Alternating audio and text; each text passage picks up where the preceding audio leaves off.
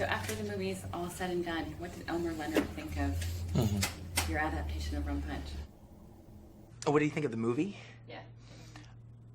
You know, I don't know. I've never talked to him since I made the movie. Actually, to tell you the truth, I watched your film, all right, to find out, make sure he liked it.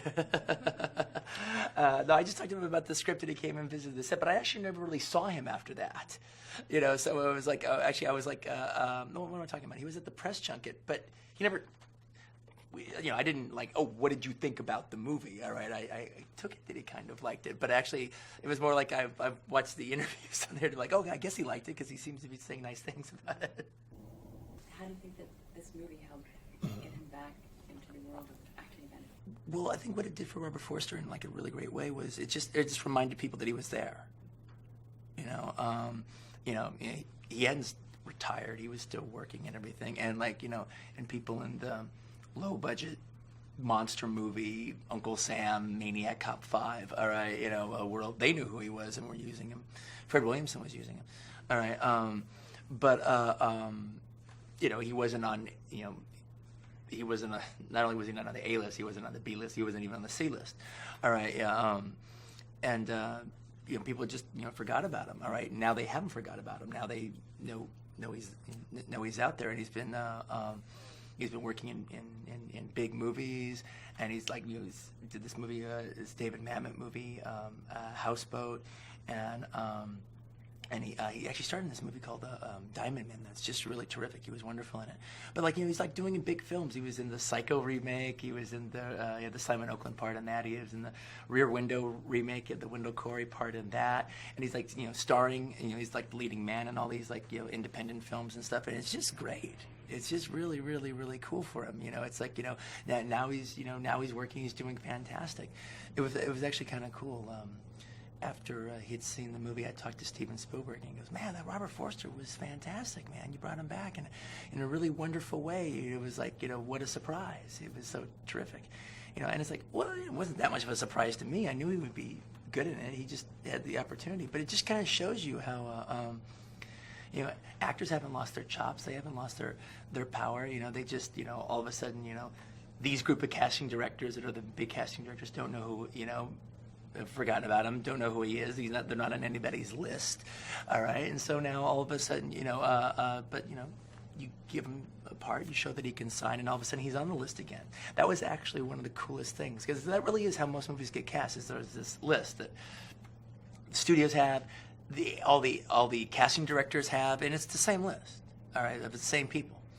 And it was really funny. Like the first time a friend of mine who was trying to make a movie, William Morris, sent them a list of actors of under 30, over 40, that kind of thing.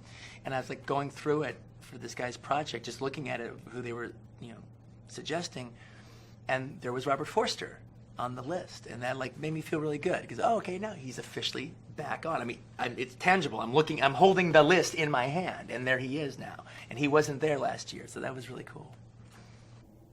So now, were you surprised with all the critical acclaim that Robert got off that movie, and the fact that he was nominated for an Academy Award?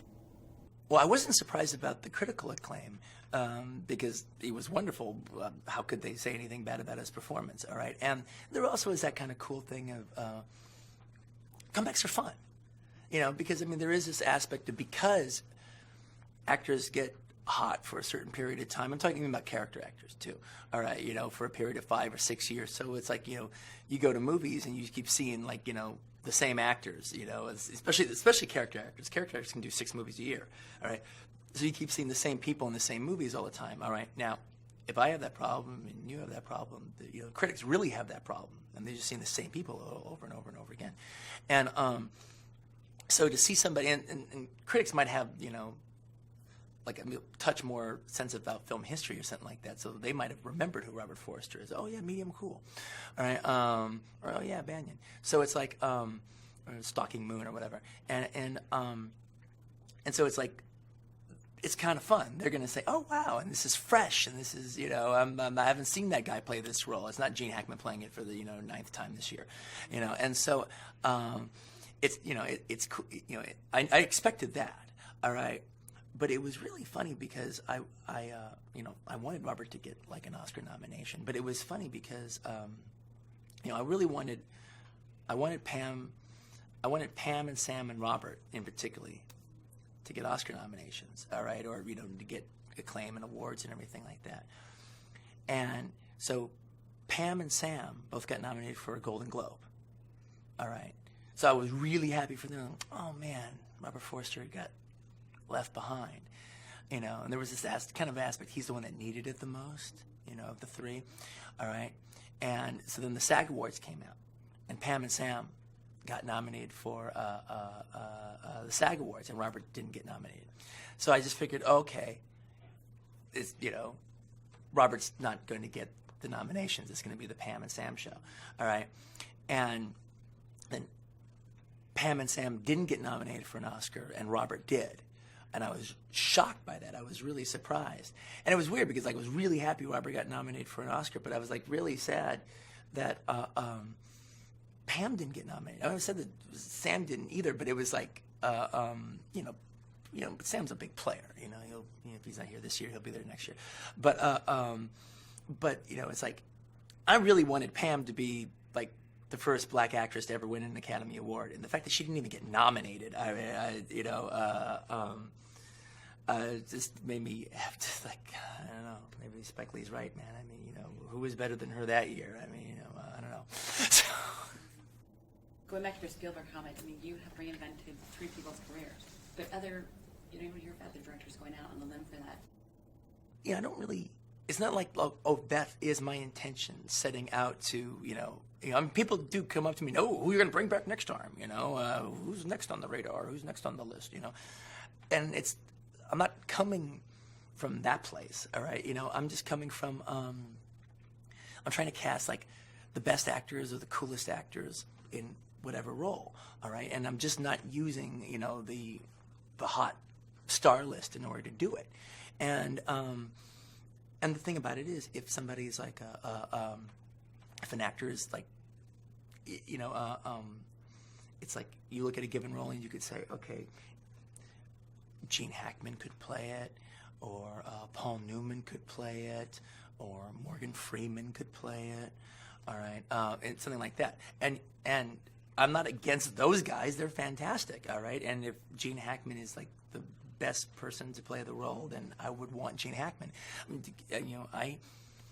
I wrote a lot of the dialogue for Crimson Tide, and it was, he has said my dialogue as wonderful as anyone's ever said my dialogue. He's fantastic. It was just a dream, to go to the Cinerama Dome and watch Crimson Tide and see Gene Hackman do my stuff. All right, but yeah, there's Morgan Freeman, and yeah, there's Gene Hackman, and there's Paul Newman, but there's also John Saxon, all right? There's also David Carradine, all right? There's also Michael Parks. There's also a lot of really, really cool, terrific actors, all right? And I am fortunate enough to be in a situation that I can cast one of those guys, all right? And give them that part, give them, the situation to shine and, show what they got. And the thing is, it's and the thing is, I'm not coming from I'm trying to get people in that are going to bring people in on that Friday that it opens. But, for the genre fans, for the film fans, for the film buffs, the Ain't a Cool News group and everything, David Carradine is as exciting as Gene Hackman in something, or Paul Newman, or anybody. Sam, he was a great actor before Pulp Fiction, but a lot of the world didn't know him. He really came to everyone's focus with that movie, and then you cast him again in Jackie Brightman. What is it about Sam that he just glows in your movie? Well, Sam is like a theater dog, all right. Sam is Sam is a actor, all right. I always work with actors, but he's a real actor. It was he came out of the womb an actor, all right, and went to school to study for acting, and then boom, immediately hit theater, all right, and was understudies and summer stock and repertory theater and everything. He is a working actor. That's what he does. All right, and other actors, they're actors, and they also have hobbies, and it's pretty much Sam's hobby. He plays golf, but other than that, he's an actor, and that's what he does. And actually he always jokes about he likes you. going and doing a movie because I like being on the first day. You know, I like to do the first day of the movie. I like to kick ass first day off the bat. You know, and Sam shows up and he knows his lines. You know, and he's just a real pro. And the thing is, Sam was wonderful in tons of movies before Pulp Fiction. But the thing is actually really, I mean, it's like, Spike Lee's the one who really kind of brought Sam out in a big way. Before Spike started casting him in movies, I think Sam's first movie where he actually had something to do was Ragtime.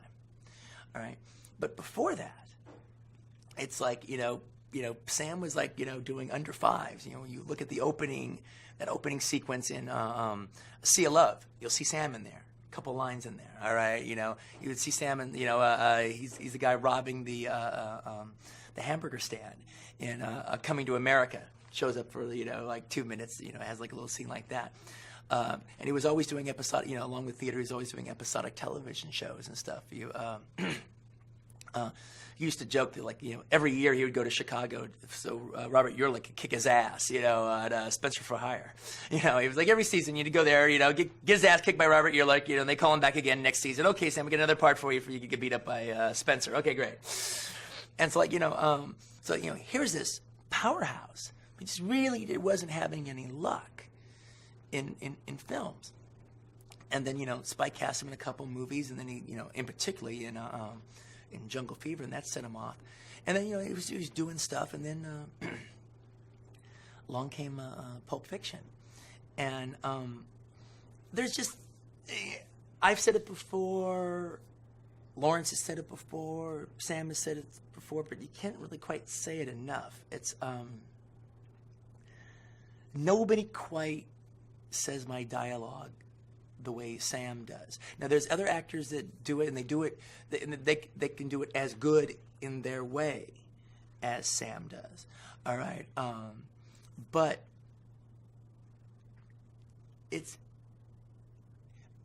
there's an aspect to my dialogue, and I never try to hit on it. It's just all subconscious, it all happens. But there's an aspect to my dialogue that is, I don't want to call it poetry, but there is a relation to poetry.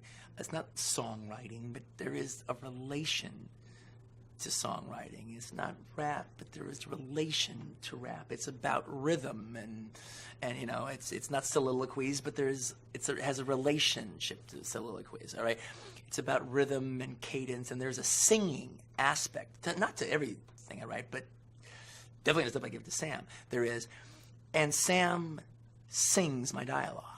I mean, it's just no other way to say it. He turns it into the poetry that it was always meant to be. I'm not trying to be highfalutin by saying that. It's just, but he brings the music out in it in just this special way that he owns.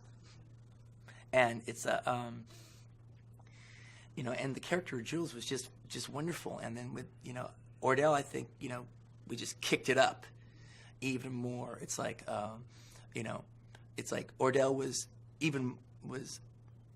not better than Jules, but it's like he's he manages to be bigger and more realer at the exact same time. There's more of a he's scarier than Jules, but he's more human at the same time. He's less of like he's less of a this cool stylized thing, and more of just like this real guy, as big as he is. There's a real aspect to him.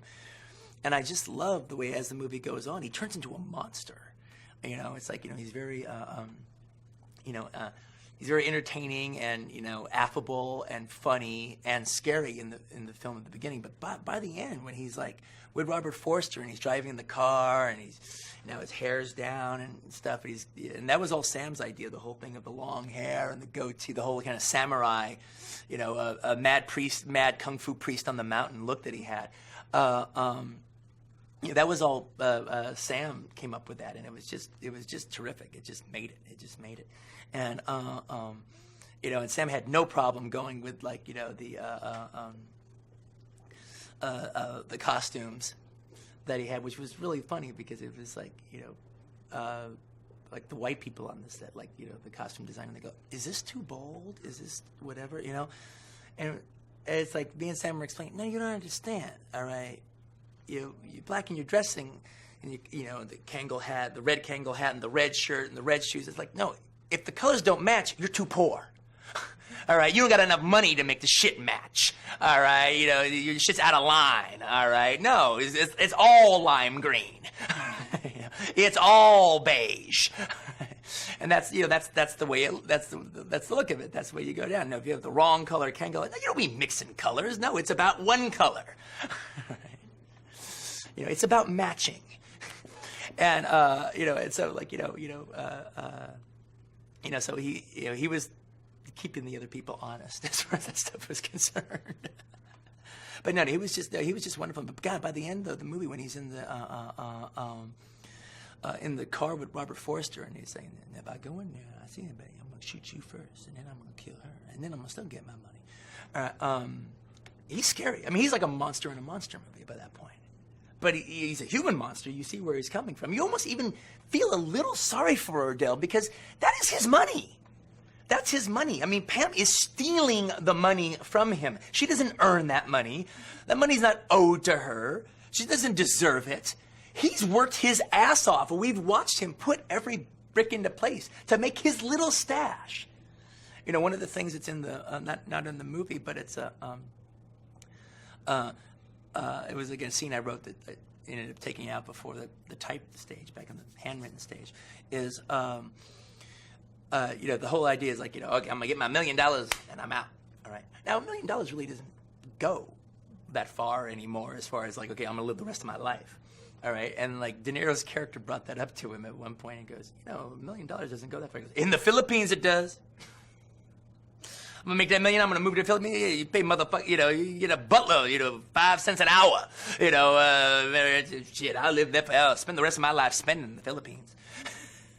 So actually, that was Ordell's plan. He's gonna make his $1 million. He's gonna move to the Philippines, and I live like fucking Elvis. That never made it. Never made it from the handwritten stage. From the handwritten stage, never made it to the type stage. Sam working with Robert De Niro. Sam, in his interviews, like so funny and humble, and working with Robert De Niro. Well, it's funny though because it's like, you know, Sam is actually usually never humble. All right, you know, he gives you, you know, you have to catch him. He'll it's actually quite wonderful. He'll have a humble moment. All right. Because it's part of Sam's bravado, all right? He wasn't going to let De Niro know, all right? That, like, wow, you know?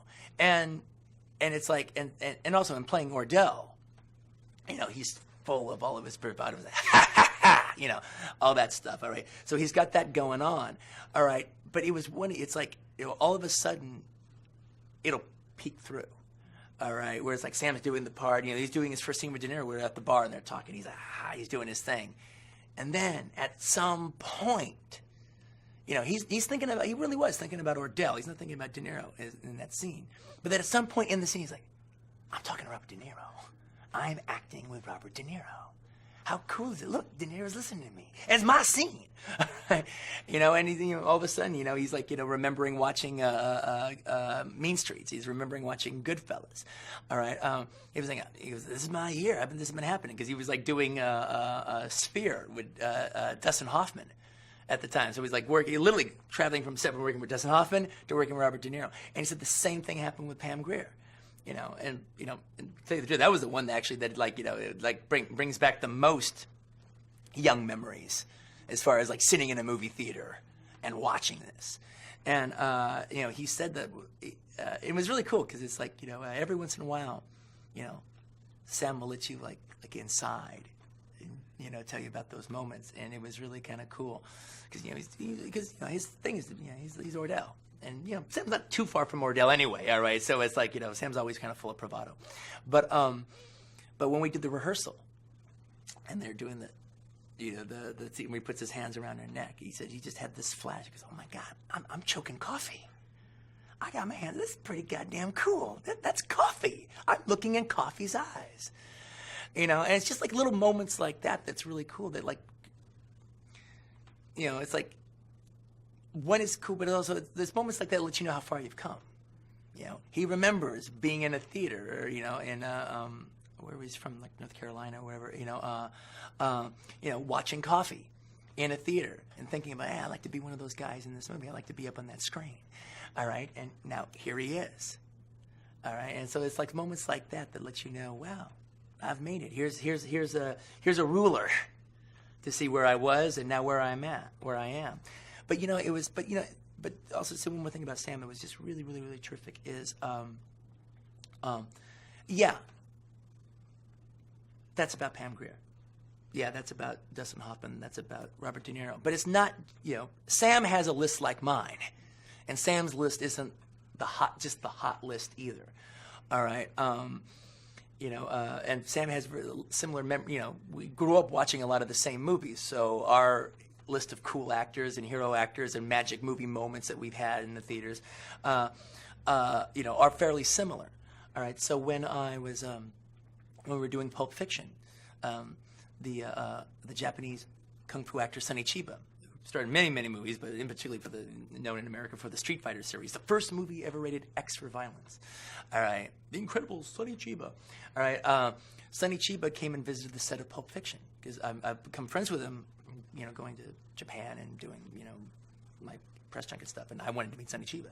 All right, so Sonny visits America, and I'm shooting Pulp Fiction, so he goes on the set, and it was great because Sam was just like, walked over. He was like doing a scene. He was doing the scene where he kills Brett. He's doing the Ezekiel speech. All right. And he literally walks over to, like Sonny Chiba. He's got his Jerry Curl wig on and he's got the black suit on. And he just walks over and sees Sonny Chiba. Mr. Chiba, it is an honor to make your acquaintance. I am such a true fan of your work. And it was just really, really, really great to see Sam give it over to him like that. But the same thing on Jackie Brown. When we were doing the scene in the courtroom, and then there's the actor, Sid Haig, who plays the judge. Now, if you grew up watching blaxploitation movies, you totally know who Sid Haig is. I mean, Sid Haig is like,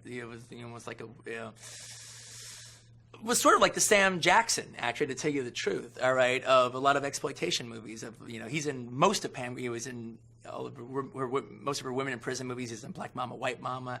He was in Big Birdcage, Big Dollhouse, all right, as well as he's in Coffee. He's in Foxy Brown.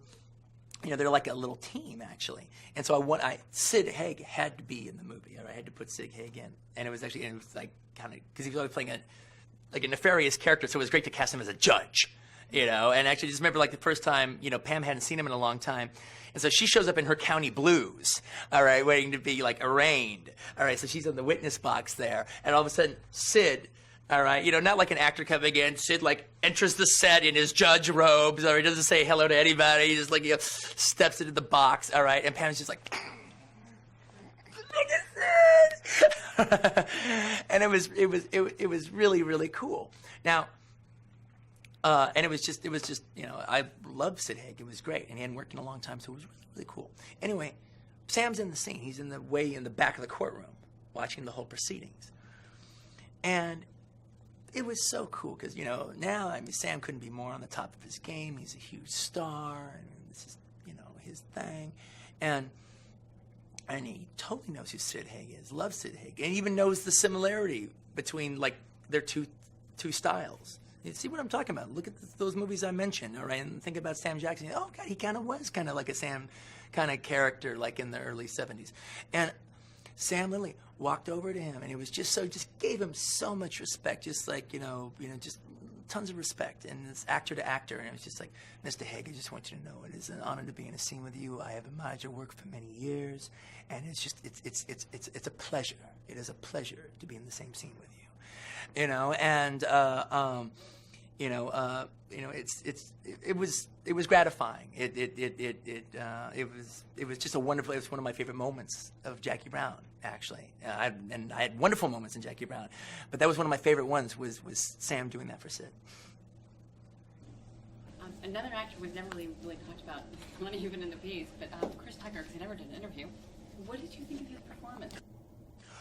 Oh man, Chris is amazing in the movie. Chris is great. I mean, I was like talking to the film critic of the New York Times, Elvis Mitchell, and there's an aspect about the whole Beaumont section, everything involving Beaumont, all right, from Sam going to Robert Forster's office to bail Beaumont out, to then him going to Beaumont and then killing Beaumont, and then showing De Niro Beaumont's body, all right, and kind of wrapping it all up. You're going to do what you need to do. That's almost like a little movie unto itself. It's almost like the whole movie of Jackie Brown in fast forward. All right, everything that happens to Jackie Brown, we can always reference what happened to Beaumont. And so it's like this little kind of thing unto itself. And the critic of the New York Times, Elvis Mitchell, says, he goes like, I think that's your best work. I think the best thing you've ever done is the Beaumont section in Jackie Brown. I think that's your finest work. And it's I like that. I like that sequence a lot, actually. I think it's really, really cool. And Chris is wonderful in it. In fact, it was really cool because it was a combination. It was funny because Chris normally improvises his dialogue, all right, in his movies. All right, just like the page is like a guide. All right, there's a few plot things in there he's got to get across, but after that, he's just doing it all. And I remember when he came down to do rehearsal, it was really neat because he was like, normally I make my own shit up, but like your shit's so good, I'm gonna like learn it. I'm gonna do it because your shit's good. Now, having said that, he completely did what I wrote, and then just threw in a couple of lines that are the funniest lines in the piece. It's so funny, all right, they're not even like. They're hysterical jokes, but they're not jokes. They're just like the things he would say, the things he would fill in. And a favorite line in that whole speech, and it's like they just do nothing but talk. But my favorite line of that speech is like, "You catch a nigga off guard with this shit." All right, I piss my pants every time he says that. All right, and I just threw that in. and he's just, it was fantastic, but it was also really wonderful because when he does like Rush Hour or Money Talks or any of his like big comedies he does, it's like he shows up there, he's the man, I don't know, but I assume he has an entourage, and it's like it's the Chris Tucker show, and he's doing his thing, and God love him, all right. But he didn't want to do that on Jackie Brown. He didn't show up with any entourage. He showed up by himself. He showed up by himself. We picked him up. We drove him to work. And he came down there to work as an actor. All right? He wanted to work as an actor. He was totally doing me a favor because he's like, he'd already blown up and was primed to, like, explode. All right? He had blown up already. He was going to explode after Rush Hour came out. But it's like, he was we met each other. We really got along. We really liked each other and everything. And so he liked the part. And so he wanted to work with Sam, and he wanted to work with me, and he wanted to do do a scene, show up and be an actor in a scene, as opposed to be a comedian in a comedy vehicle and everything. And he proved his chops like 100%. I would work with Chris in a New York second. Talking with lots of people, whether they be critics or just anybody, a lot of people liked the movie when it came out, but now they go back and watch it, and a lot of people seem to prefer it over Pulp Fiction. Yes, but there's also, I think there's a little bit of like revisionist history going on with there too. All right, it's like it's one of those movies I think that actors can I like Jackie Brown more than Pulp Fiction because Jackie Brown is deeper and and there's more to it, and it's more human, and it's more character nuance. All right, which works really good until you see Pulp Fiction. Okay, forget that. So I mean, I think there is like that kind of thing, or people who never liked Pulp Fiction, all right, can like embrace Jackie Brown, but Jackie Brown was always meant to go. I never had any intention of trying to top Pulp Fiction with Jackie Brown. I wanted to go underneath Pulp Fiction with Jackie Brown. All right, I wasn't trying to blow your mind with Jackie Brown, even though that song didn't I blow your mind? I was trying to just dig deeper into character and entrench myself more. It's like the kind of thing like if I had done, Jackie Brown when I was like 48. Everyone was like, oh, look at this mature Tarantino, you know. This is, you know, see, he's maturing in such a, you know, wonderful way as he's getting older. Well, I could do that, well, motherfucker, I could do that shit right after Pulp Fiction. I didn't need to get older to do that. I could do that.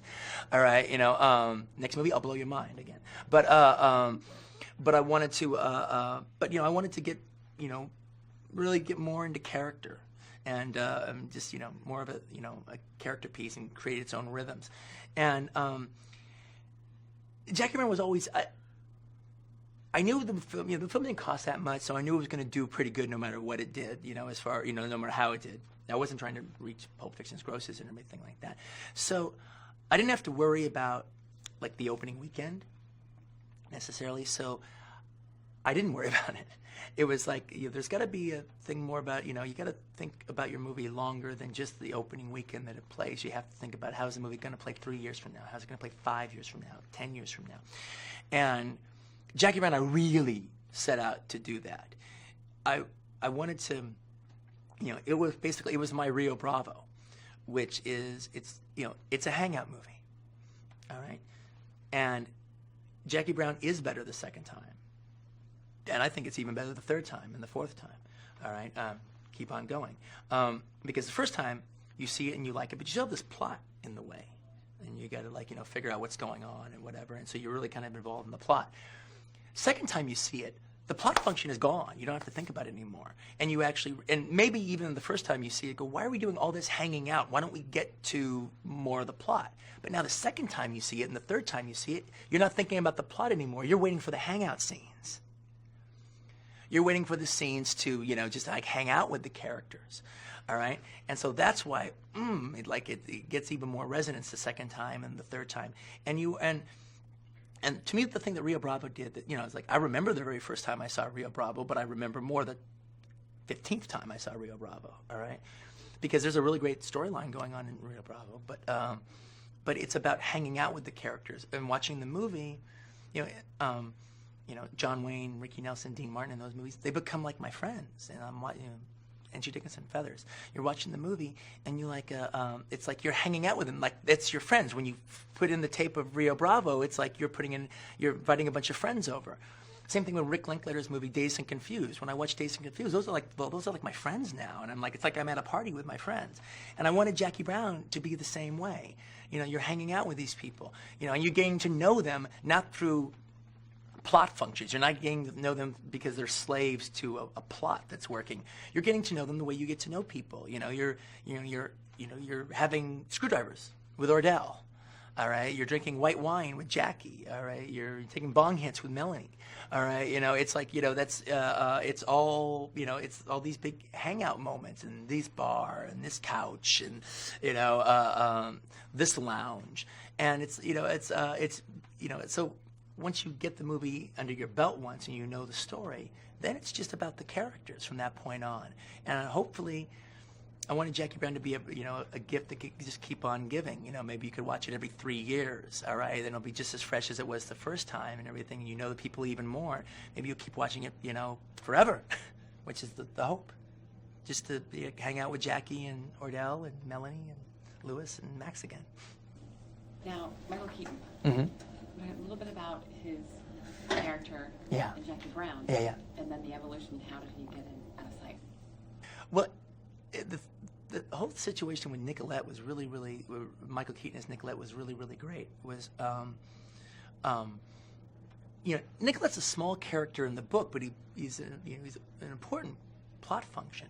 And he's there. He's a cool character, but he just doesn't have, like, you know, the weight of all the other characters.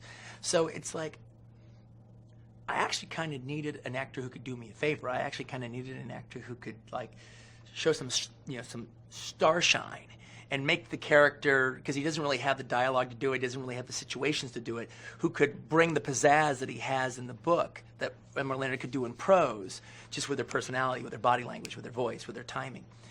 And so there's no 2, 3, 4 ways about it. Michael Keaton did me a favor. All right, you know, by being in Jackie Brown, it was, and he was wonderful. And I remember telling Elmore Leonard that no, I didn't tell Elmore Leonard about Michael Keaton. He had heard about it, so I went to talk to him about something else. He goes, "My God, Michael Keaton as Nicolette. Like, that's fantastic casting. That's great. All right, because he's always had a soft spot in his heart for Nicolette, Elmore Leonard, and Elmore Leonard, will like use characters in different books, like other novelists do, Larry McMurtry. I've set up my situation so I can do the same. Normally you can't do that in movies because, oh no, that's a sequel. But I've got a good situation with Miramax. I can do that kind of stuff. All right, and so what happened was he's in, he's a big character in the book Rum Punch, and he's also got a small part in the book Out of Sight. All right, and it just so happened that Jersey Films, that was one of the producers, Stacey Scher, was one of the producers on Pulp Fiction, got the rights to Out of Sight. And so she knew she was going to do it. And so way before as the script was like still kind of getting written, she was like, well, whoever they knew we were going to do ours first. So they said, but like they were going to do theirs right after. So she goes, oh, whoever you cast as Nicolette, we got to cast as Nicolette. That'll be great. All right. So it was one of those things, again, movie things. We actually own the rights to Nicolette because we did it first. So, like, and they were doing it with, I forget who they did it with, TriStar or somebody. They were going to do it. And it was one of these things where it's like, okay, now it became a thing where, like, okay, Miramax was going to have to lease the rights to, and I, like, could charge them money. And I said, no. They get Nicolette for free. They get Nicolette for free. And they go, well, we're quitting. They go, no. This is bullshit fucking nonsense, all right? This is, it's Elmore Leonard's characters, all right? This is not about making money. This is about, characters organic and free and moving back and forth. And like, no, this ain't about money. This is about, no, you can do it, all right? I refused, just, they can have it, all right? I think it's a cool idea. And it was one of those things, I remember even bumping into, so they did it. And then it was one of those things, I remember, I never thought it was going to make it in the movie. And they were having length problems with their movie too. And Steven Soderbergh was like, it's such a non sequitur scene. So he was like, we got to like lose so many things. And Stacey's really pushing for it, but I don't really know if it's, even before they shot it, I don't know if it can make the final script. Well, it did make the final script. Then we had to not talk Michael into doing it, see if he was interested in doing it. All right. And Stephen literally came down to just look at the Michael Keaton scenes in the editing room of Jackie Brown. So he came down. He didn't see the whole movie. We were editing, so he just showed him the scenes. And it was just one of those things. Michael was kind of game for it, so they did it. And then but it was they did it again, thinking maybe it wouldn't make the final cut. But the scene, when they did it in research audiences, just played so well. As soon as he walked in the door, like, oh, wow, hey. The audience reacted so great that, like, there was no way they were going to lose that scene. And I don't really know Steven Soderbergh hardly at all, but he's a pretty nice guy. If I got to know him, I would like him.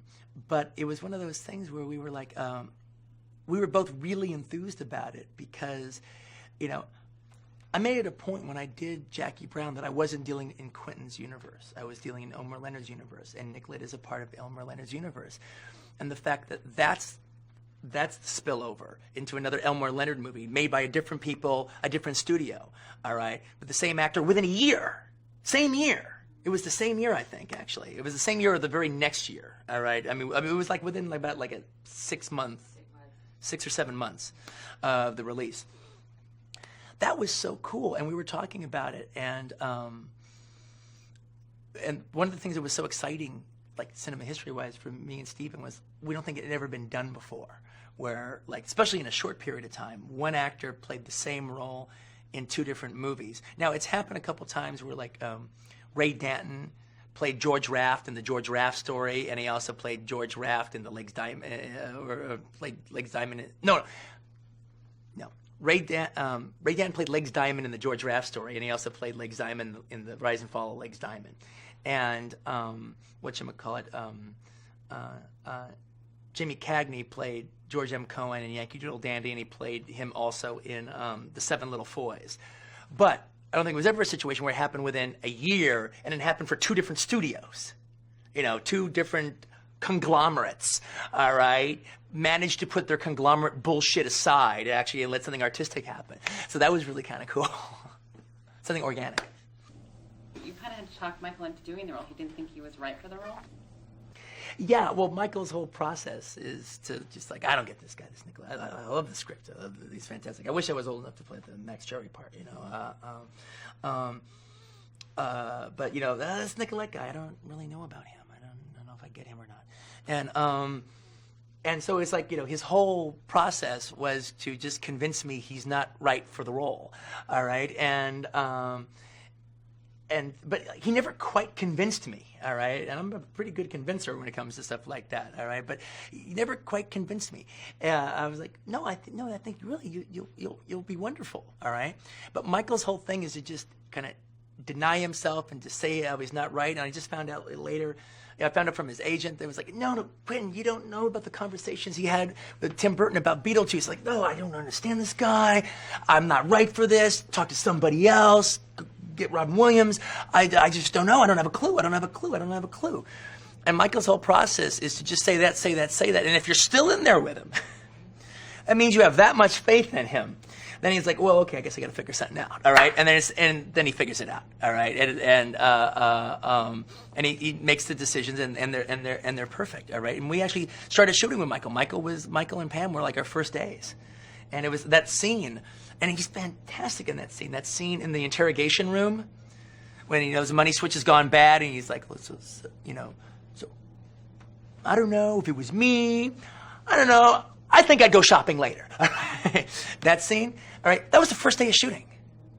You know, you always like, you know, do bullshit stuff, you know, making coffee or something, you know, montages that you're never going to use on the first day just to get your feet wet. And we did that in the last 2 hours of the first day.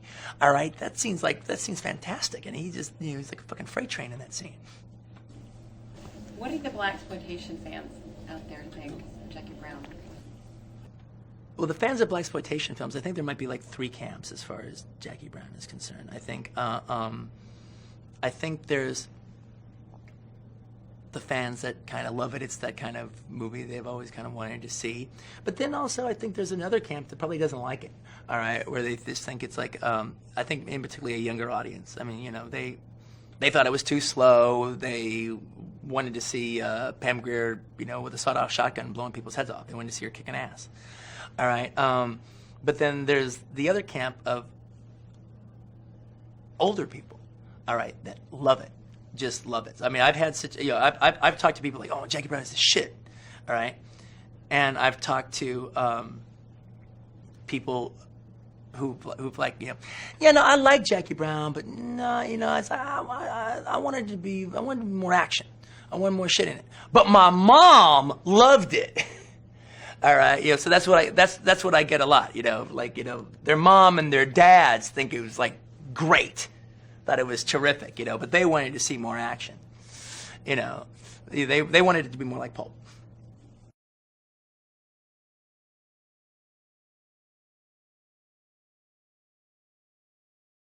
Oh, no, well, I think, you know, no, I think everybody loved Pam in the movie. She was just, what's not to love? I mean, she's remarkable in the film. No, she was just great, and she was just very empowering. And I've got a lot of great, you know, oddly enough, a big contingency of people who just adored the movie, like it was like their favorite movie of the year, or actresses. All right, you know, a lot of women, you know, the actors, obviously the women, but I mean the thing is, it's like, but I've had a lot of them like, oh no, that was my favorite movie of the year. It was because, you know, and it was like the way I used her in the film, and you know, I've had a lot of women like just really appreciate that, like, no, we like that. You like real women. You appreciate real women, and you show, and you present us, you present, real women, not just Barbie doll stick figures. You're presenting these real, real women, and you're adoring them, and it's obvious you love them, all right, and you're presenting them with their best foot forward and everything. So they really like that, the strength and she's great. Do you think that it's empowering to actresses, because so often women tend to not be the leads, or they fall second to men?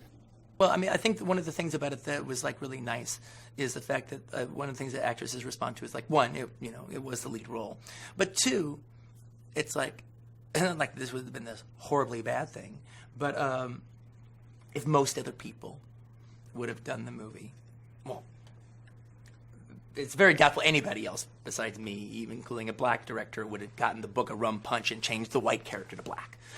All right, that's doubtful. All right, but they would have probably had written it for Michelle Pfeiffer. They would have had Michelle Pfeiffer do it. All right, or somebody like that. And part of the thing is, no, she's older.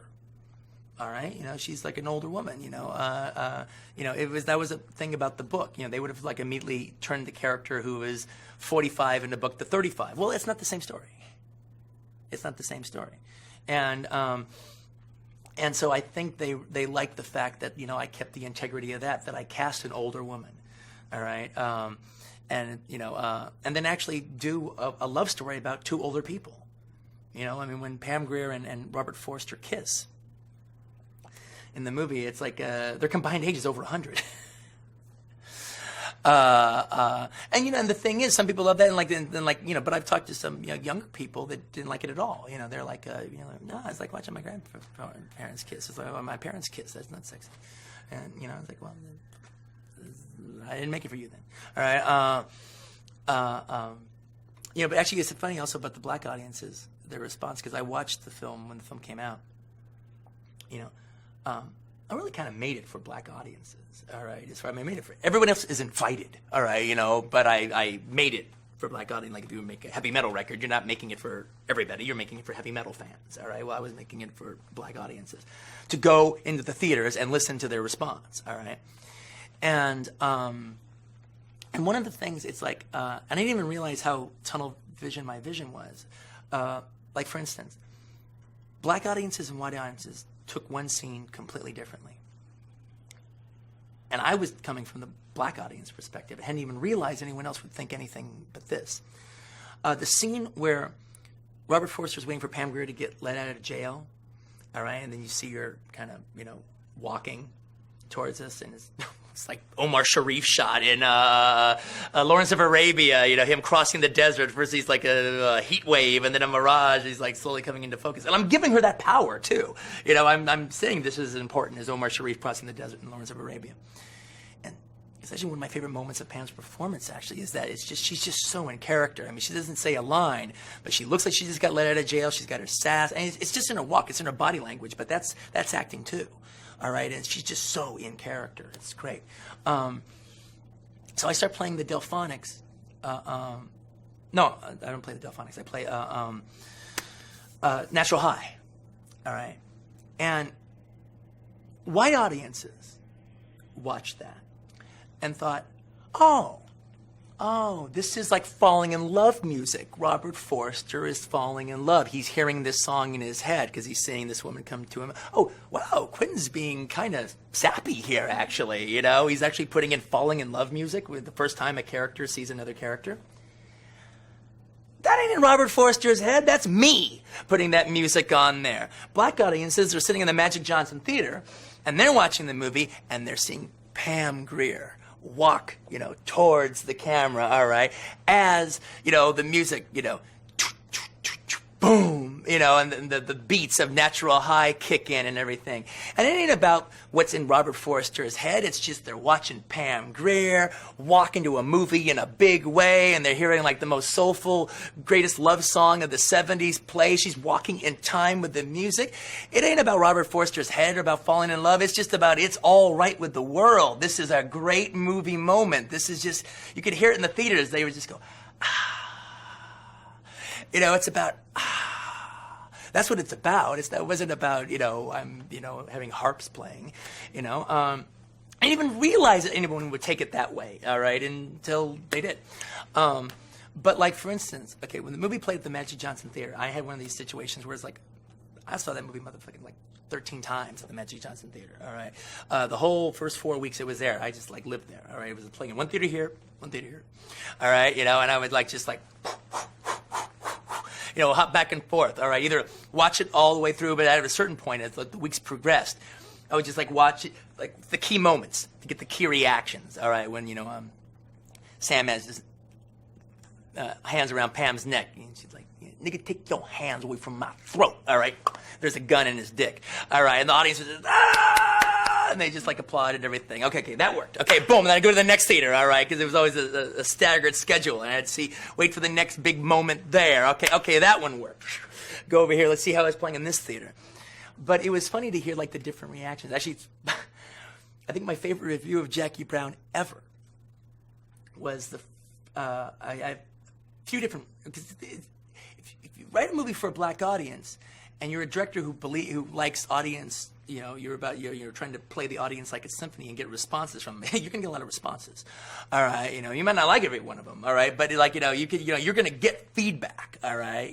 And I remember it was funny. It was like one of my favorite reviews on Jackie Brown was the opening night that it played. I was there at the Magic Johnson, and then like the whole audience. Okay, it's over. The whole audience spills, all right, into the lobby, and so it's like that weird multiplex kind of thing where like for 5 minutes it's almost like a cattle stampede because there's like it's just a bunch of people bodies like trying to get out this hallway, all right, and everyone doesn't know I'm going to go this way, I'm going to go that way, so it's just kind of a mess for a second, and so I'm totally amongst the crowd, all right, and there's like a woman, about the same age as Jackie Brown in the movie is over there. And all of a sudden she turns around and sees a friend of hers that she didn't know was in the movie theater. She's like, oh, hey, girl, how you doing? You here too? Did you just see Jackie Brown? She goes, yeah. Wasn't it good? That's like one of my favorite reviews of the movie, all right? Opening night, a woman the same age as Pam Grier and everything like that went and saw Jackie Brown on the opening night. She could have done anything in the world that night, that she wanted to do. She went and saw Jackie Brown, and her response was, wasn't it good? All right. I remember another night I went down, and I was sitting next to this, it was kind of funny, right? Because it's like they were practically sold out. And there was like this one seat on the aisle, and there's this like young black gal sitting there. And I'm walking down there, and I go, is this seat taken? She goes, yeah. All right. And then I start walking, and she recognized me. She goes, no, you can sit. So we sit down in the seat, and we're watching the movie. So I'm kind of watching it with her, all right? We're watching and everything. And it's kind of cool because she's like, the dialogue's going. She's like, you wrote that? I go, yeah. You wrote that. And but then we had the money switching scene, all right, where we see the money switching from 3 different perspectives. And so that sequence is over. And so when it was all over with, and it's really kind of cool because it really plays the audience. Because like the first one, it's like, Pam switches the money in the back, and then she walks out. All right. And in the black theaters, they didn't do it in Westwood. All right. But in the black theaters, like, yeah, I forgot the money. You forgot the money. Go back. They don't know what the fuck's going on. All right. And then you see the second story with Bridget and De Niro, and you see the next story with Max Cherry. All right. So when it was all over, I turned to her and I go, did you like that? Did you get that? And then she said, oh, yeah, well, yeah, it's like a Quentin Tarantino movie. You don't know what the fuck's going on until you know what the fuck's going on. And I'm like, oh, that's pretty cool.